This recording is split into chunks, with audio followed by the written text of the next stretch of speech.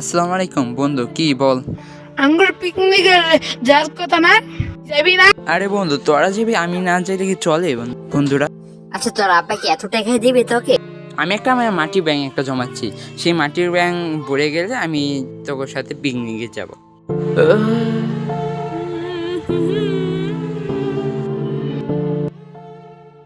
Hello, আসসালামু আলাইকুম বন্ধু।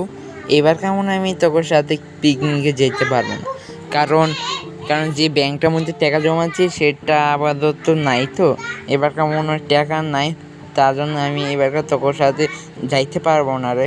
ব্যাংকটা হচ্ছে কি করেছে সেটা কেউ আসেনি, কেউ আসে বাসায়? আসুন তো। আঙ্কেল, কি লাগবে আপনাদের বলেন আমাকে, আমি আসি।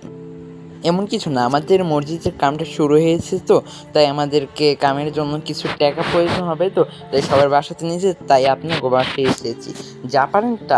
আমরা 2 মাস ধরে বেকার রয়েছি, তাই আমার হাতে কোনো টাকা নেই, তাই আমি আপনাদের কাছে ক্ষমা চাচ্ছি। আমি আপাতত আমার কাছে টাকা নেই, দিতে পারছি না। না না না, সমস্যা নাই।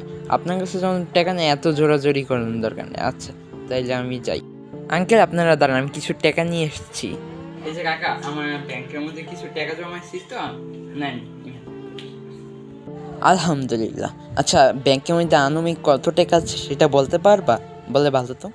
উপরওয়ালার সাথে আবার কিসের হিসাব? যিনি নাকি পৃথিবীর রব।